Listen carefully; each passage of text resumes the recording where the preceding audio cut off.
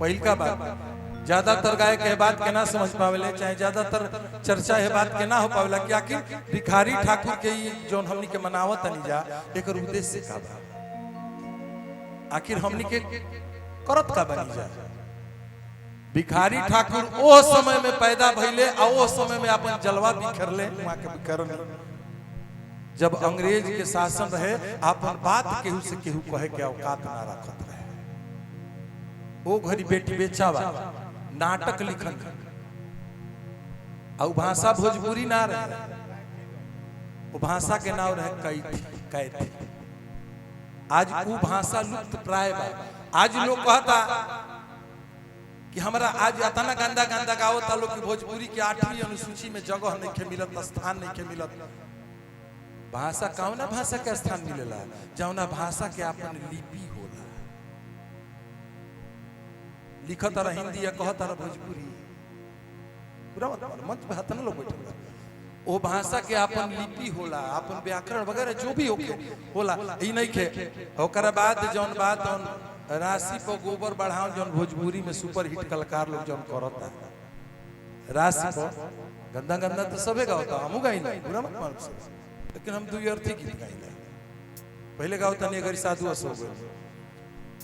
समाज में जौन गलती बात रहला तौन वहां के कहत निया गाना बजाना के माध्यम से, नाटक के माध्यम से, वही तरीका हमनी के उद्देश्य बा। जैसे गाना गाई ले अब त ससुई के बोलिया जहर लागेला, उद्देश्य भिखारी ठाकुर के बात हमार हो, लेकिन उद्देश्य उनकर हो कि जौन समाज में गलती होता तो गाना गाई बजाई के कहो, ईमानदारी से कहो, मंच बना के चाहिए लॉलीपॉप लगेलू कौन हो, ई कौन भोजपुरी के सुधार में स्थान दिलस, वो अपना कमाए खातिर ध्यान दिलस, अपना कंपनी के इज्जत बढ़ावे खातिर ध्यान दिलस। भोजपुरी खातिर का कइलो, बर्फ के पानी रगड़त नहीं, भोजपुरी खातिर कुछ ना कइलो, तू अपना खातिर कइलो, अपना केथी खातिर कइलो। आई गीत चैनल पर बा रुआ सब सुनी कि अब त ससुई के बोलिया जहर लागेला। आज जौन होता तो हम गावता नहीं, लिखी कहत हम भिखारी ठाकुर, जौन भिखारी ठाकुर सोचत रहले तो हम गावत है कि महाराज मीठा मुदई घर भर लागे, वहां का ओ घड़ी नाटक कइनी, ओ घड़ी गाना कौनी। आज हम गावता नहीं जौन वहां का सोच रहनी तवन जौन होता तवन कि महाराज मीठा मुदई घर भर लागे, अब त ससुई के बोलिया जहर लागेला,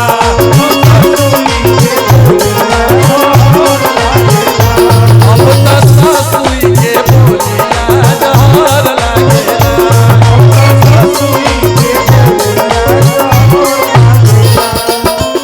ईमानदारी से बोली सब बियाह शादी महिला के बाद 6 महीना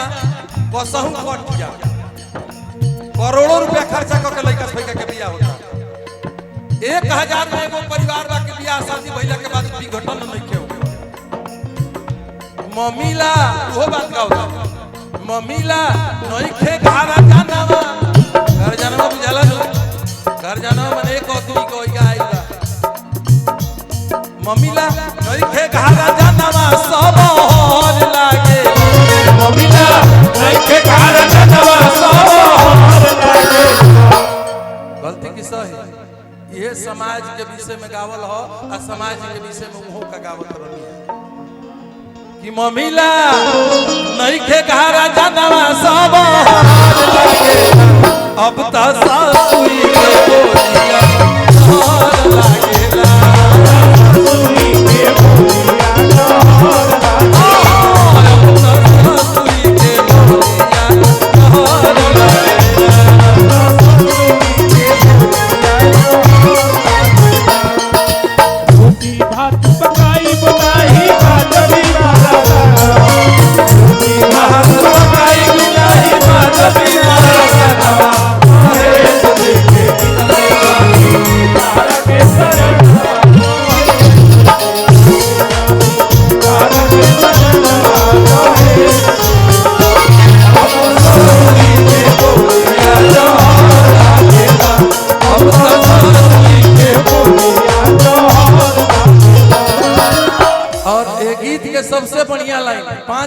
के गीत हो यश रंजन फिल्म्स पे ही लोग के सुने के मिले लोग एक गीत के व्यूज जानता नहीं 6 महीना का वाला भाई अभी तक 2.5 लाख अब बुझ ली कि भोजपुरी के विषय में लोग कितना सोचता परसों रिलीज भइल भाई एगो गाना का जान देबू कि ना का जान लेबू कि ना वो 5 लाख भइल बा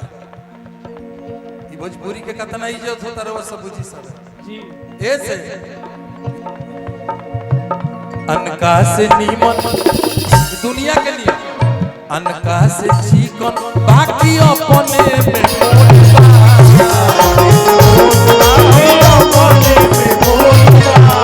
दूसरा से चिकन चाहे नीमन रवा सब चंदन बैठल बा सनी बैठल बने छोट बबुआ हमार गार्जियन सुनील भी बैठल बने शशि बावला जी कि दूसरा से चिकन बाकी अपने में मोटवा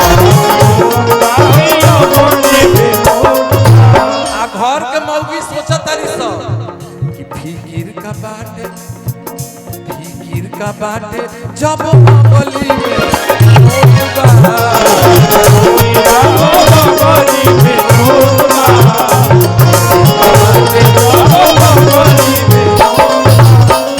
कि भावे गाँव नहीं निमन शहर लागे भावे गाँव नहीं मन लागे अब तो सासुई के बोलिया ये सब चीज वहाँ का गावत रही है समाज में जो गलती होत रहा तो उन गावत नहीं आज भी हमनी के उहे काम करत नहीं जा लेकिन भोजपुरी अतना आगा चल गई बा अतना आगा चल गई बा कि हमनी के हाथ से बहुत दूर पहुंच से दूर हो गई बा समझ आता नहीं और एगो आखिरी गीत एक लाइन उन्हीं के बाद ईमानदारी से बोली सब जौन जौन वहाँ का गीत गौल नहीं तौन तौन गाई तो का हमारे को बढ़िया गायक के मोहर लग सकता है कौन ना जो हाँ जौन वहाँ के सिखा के गई बनी वो तरीका से हम गाई तो हो सकता लोग वही की बुझा तक वहाँ से प्रभावित होकर गाना गावता आपन बात कर अपन करनी न केहू के बुझाता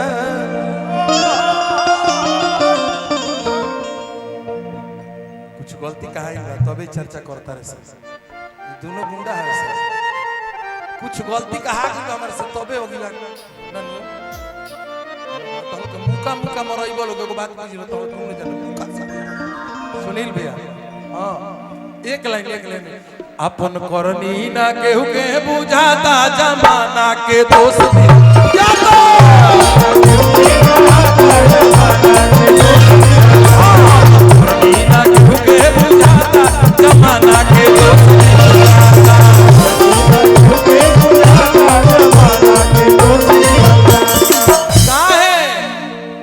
काहे जमाना के 1000 में एगो कोनो मर्द होई जन कहि कि हमर से गलती हो गई हो भाई माफ करियो ईमानदारी से गलती हो गई माफ करो न तो लोग को कह के मर्द तू ही धक्का मारला बैक मर्द देखला फलानावा रहल अपन बात दूसरा को कि बेटा के बियाह में त मांग होता लागे बियाह में त मांग होता लागे बेटा के बियाह में मांग होता लागे बियाह में मांग होता लागे भिखारी ठाकुर पगावे को तो लोग लागत लोग YouTube सर्च करे कि का भिखारी ठाकुर कहले वाले काहे खाती कहले वाले ई सर्च नहीं के ओकर उहे बतिया गाई या लोग हमरो को पूरा मत बनिए भैया आत्मा ले कहते आत्मा से मानी ले तो मानी ले सनी तो छोट भाई हो इस पगला को बहुत मानता हां बेटा के बियाह में मांग होता लागे बियाह में मांग होता लागे ये ना अपना परत बात लागत वाला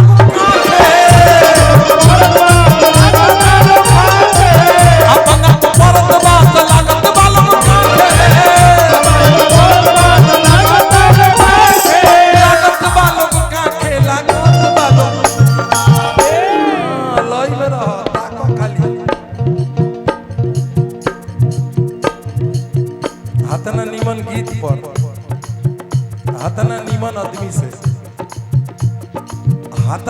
अपना पुरस्कार मिलल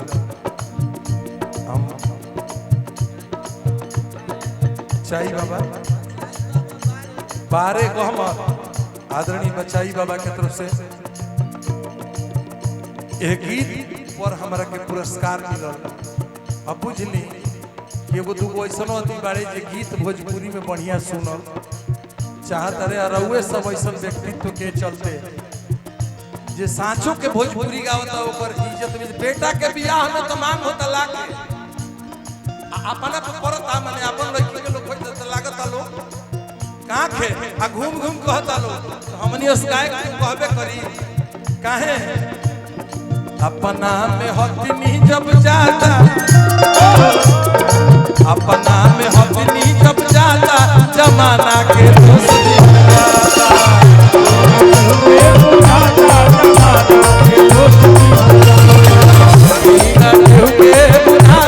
जमाना के दोस्त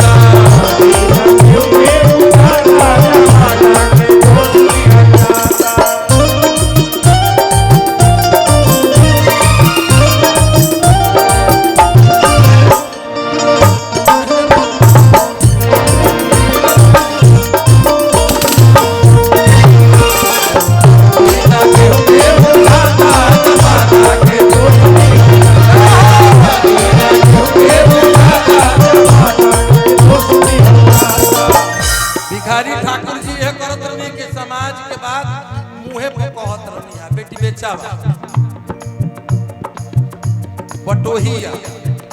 विदेशिया समाज के बाद समाज के मुंह पर कहल वहां के कर्तव्य रहला। आज जे सही बात कहले बा आज वहां के ना रहला के बाद भी आज वहां के पुण्यतिथि या जन्मदिन मनावल जाता काहे मुआला के बाद आदरणीय प्रातः स्मरणीय हमनी के गुरुदेव गायत्री ठाकुर जी कहत हनिया कि घरे घरे चर्चा होता मिले आशीर्वाद चंदन याद कर लिया घरे घरे चर्चा होता मिले आशीर्वाद हो बढ़ी मर्यादा कब अभी मुआला के बाद ये तरी थोड़े हो। आखिर में एक बात कहता खाता लो मरीचा तुझे लोग मिठाई खाता लो मरीचा मुझे लोग मिठाई सेकेंड हैंड के मोबाइल 3000 में किन के रात भर अपने मोबाइल पर लागल रहो अकारी से तार मोदिया नौकरी ना दिहल नीतीश के सरकार में कहूं नौकरी ना है अब प्रैक्टिस कहां करता रहो तो खइला पियला के बाद रात भर मोबाइल पर पढ़ाई करता रहो जी सच बात ये गायत्री ठाकुर या जरा जन्म दिवस में आइल उद्देश्य ये बा खाता लो मरीचा बुझे लोग मिठाई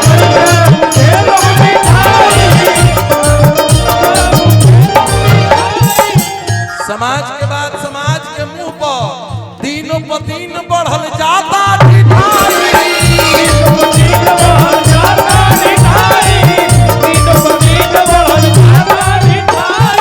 आज पहले हमनी के बड़े जेठ हम कहतनी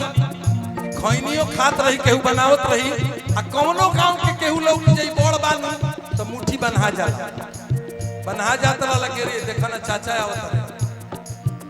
आज ही देखल जाता कि बे हमार चाचा थोड़े हवे ई तो वो टोला के ई तयान गांव के हवे ई छोट भाई जेकरा इतना अथक प्रयास से अथक पढ़ महोत्सव और भिखारी ठाकुर जी के नाम पर जो कार्यक्रम चल रहा बा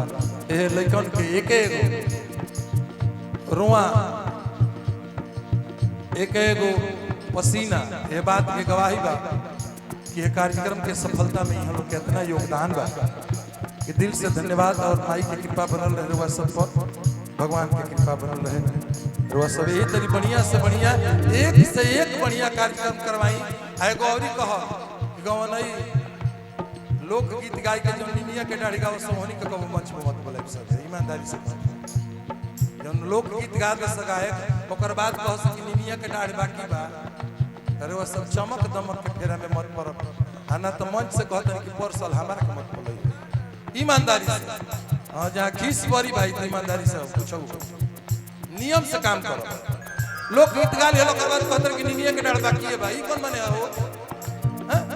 आ लोग पूछत कि निमिया के डाली सुनले बड़ कि ना अभी अरे अपना मुआला बाबा ले पूछो ना कि ता निमिया के डाली सुनले रोले कि पागल कहता खातल मरिचा बुझे